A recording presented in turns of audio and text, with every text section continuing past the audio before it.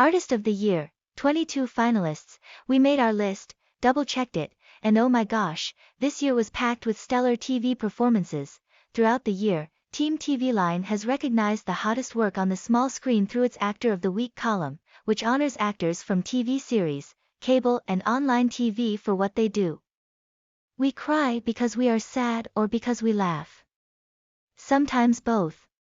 But now that we've been tasked with honoring Performer of the Year, and the field is so overcrowded, we've added 2 more spots to the shortlist of shortlists.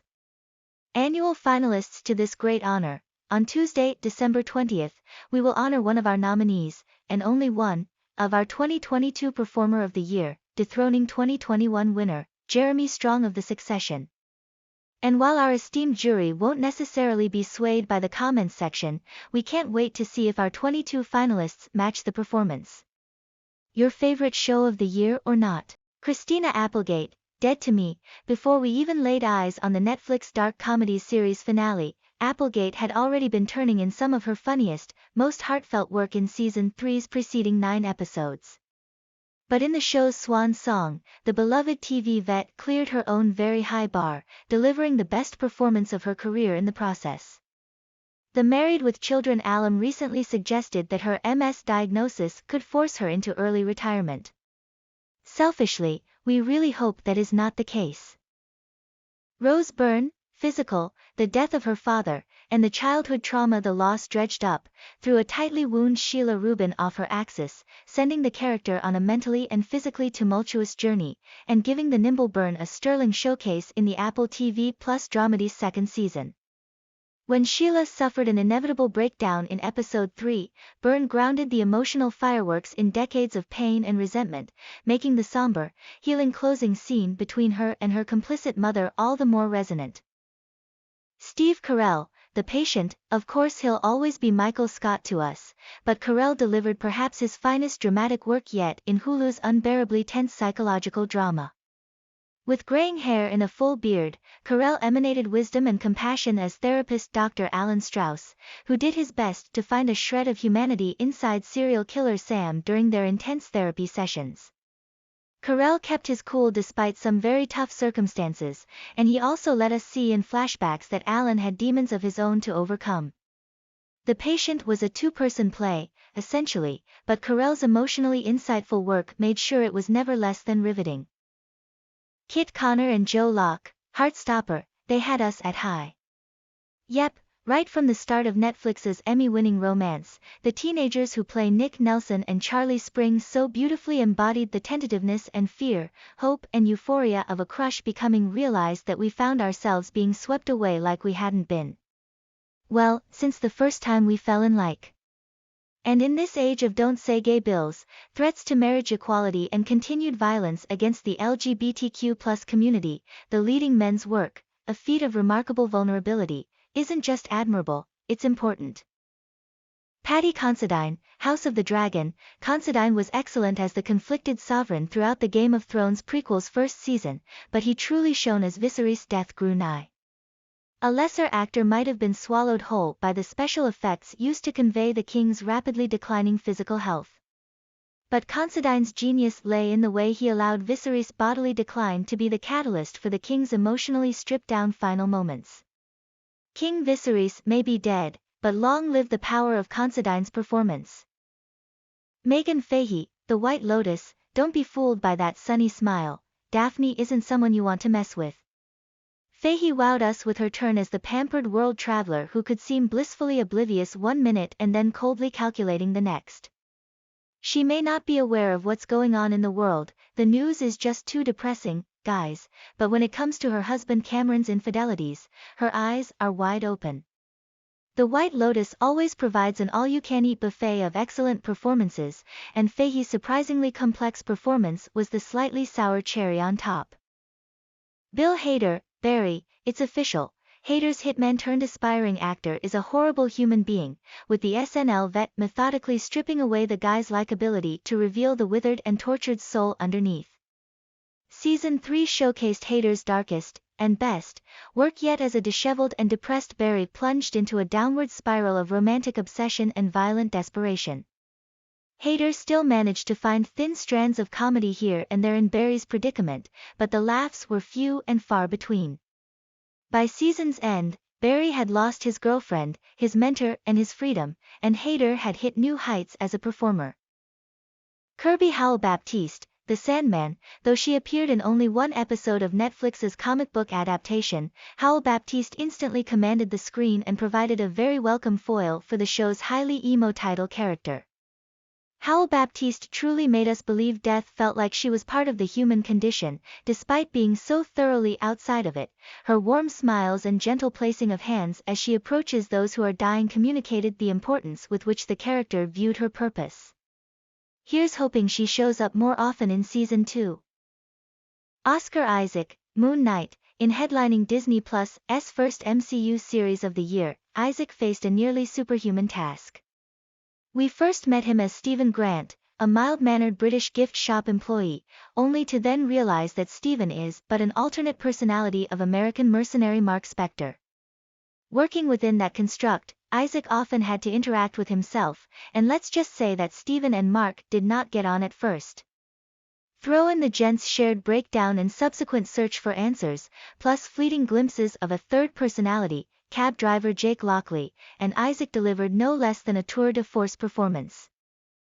Janelle James, Abbott Elementary. Whenever Abbott Elementary gifts us with an Ava-centric episode, we know we're in for a treat, thanks to James' always snappy and highly entertaining performance. Whether the principal is subbing for a sick Janine or trying to save the school's funding, James shoots off hilarious zingers like firecrackers. And in the brief glimpses of Ava's softer side, James reminds us that while Ava might be ill-equipped to handle the role of principal, she does care about her students in her own way. Britt Lower, Severance. As new Lumen hire Helly, Lower acted as our window into the very weird world of Apple TV Plus' dystopian thriller. Helly didn't know why she was there, and wanted to get the hell out, all very relatable. And Lower brought a ferocious vigor to Helly's relentless rebellion. But as we started to peel back the layers of Helly's backstory, Lower's performance got even more fascinating, mixing fiery outrage with cold precision. She's earned herself a waffle party, for sure, and also this Performer of the Year nomination. Natasha Lyonne, Russian Doll. Let's be honest, Netflix's time-tripping comedy could get stuck in a repetitive loop for the next 10 seasons and we'd still watch, thanks to Lyonne's magnificently entertaining turn as the wisecracking Nadia. Lyonne shined once again as Nadia delved into a fresh timeline-hopping adventure in Season 2, with her singularly raspy, cool-as-a-cucumber delivery making just about every line she said hilarious. She wasn't afraid to get vulnerable either, as Nadia faced some long-buried family trauma and the inevitability of death. We'd be happy to bend the rules of space and time with her again, and again, and again, and again.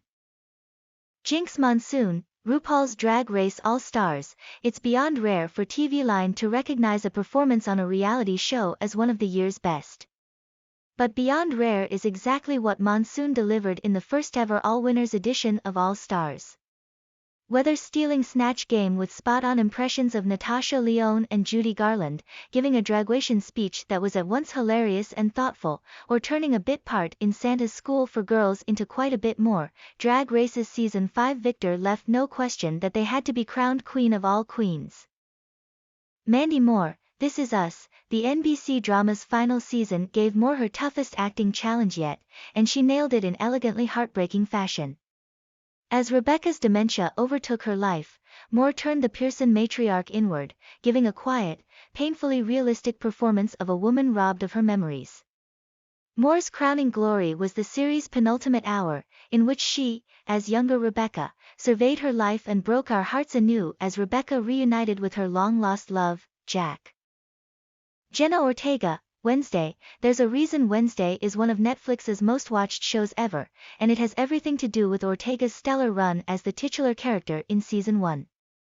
From her perfectly deadpan delivery to that spooky dance she personally choreographed, drawing inspiration from Suzy Sue, 80s goth dance clubs and OG on-screen Wednesday Lisa Loring, among others, Ortega gave a career-defining performance that solidified the young actress as a formidable force on screen. Rhea Seehorn, Better Call Saul, Justice for Rhea. The criminally underrated co-star of AMC's Breaking Bad prequel finally got the kudos she deserves this year, notching her first ever Emmy nomination for her role as formidably skilled attorney Kim Wexler. That was for the first half of Saul's final season, though, and she topped herself in the final episodes with a devastating breakup scene and a heart-wrenching bus breakdown. Through Saul's 6 seasons, Seehorn was always the show's stealth MVP, and her final scenes as Kim Wexler represented one hell of a closing statement. Amanda Seyfried, the dropout. Much has been made about the skill with which Seyfried replicated Elizabeth Holmes' trademark, oft-ridiculed voice, and with good reason. The big love vet nailed her alter ego's performative, authoritative baritone. But the real genius of Seyfried's Emmy-winning work in Hulu's limited series was in how she telegraphed the disgraced Theranos founder's reckless ambition, unrelenting hubris, and pathological denial. When it all came crashing down in the finale, the actress captured Elizabeth's exorcism-level meltdown with terrifying vigor. Anthony Starr, The Boys, in his commitment to playing the boys' Homelander in all his deranged yet vulnerable glory, Starr has crafted an indelible TV villain. In Season 3, the actor took his character to new highs and lows, winning back the public's love despite his horrific actions, yet losing any chance of earning his father soldier boy's love and respect. And during every second of Homelander's journey, Starr was absolutely captivating. Yvonne Strahovski, The Handmaid's Tale, 5 seasons into the Hulu drama, and Strahovski is still finding new ways to mess us up emotionally in the complicated role of Serena Joy Waterford. Praise be. We were captivated watching her every scene, from Serena's desperate reliance on June as she went into labor to her fiery indignation at returning to Toronto and realizing she had become a de facto handmaid. Our only question: how does Strahovski so beautifully evoke both our sympathies and our contempt? Sometimes within a matter of minutes. Jeremy Allen White, The Bear, as the talented but troubled chef at the center of Hulu's frantically paced restaurant dramedy, the shameless veteran cooked up a fascinating lead performance, a little salty and a little spicy, with lots of interesting flavors and textures layered in as well. White's chef Carmy commanded the kitchen with a quiet intensity during the anxiety-inducing cooking scenes, and he laid his soul bare in a mesmerizing monologue about his brother's death in the season finale. It's good that The Bear is coming back for a second season, because we're hungry for more. Yeung Yoon, Pachinko, as the elderly Sunja. Yoon was the beating heart of Apple TV+'s sprawling, trilingual saga. An early highlight of Yoon's performance came when Solomon took his grandmother to sweet-talk a stubborn landowner. Instead, with a bite of white rice imported from South Korea, Sunja realized how much home means to her, as well, and what followed was a wave of conflicting emotions that swept over Sunja. As evidenced by the first season alone, Sunja over many decades has experienced so much, including having loved and lost, and Yoon made us feel that with every look into her seen it all eyes. Zendaya, Euphoria. Rue's very scary trajectory in the HBO drama's second season was so affecting because of Zendaya's gutting performance as the drug-addicted teen. The Emmy-winning actress steered Rue through her erratic and emotional hairpin turns at high velocity, careening the character toward disaster but always, barely, pulling her back from the brink. The harrowing intervention in episode 5? Thanks to Zendaya, we'll be thinking about that one for a while.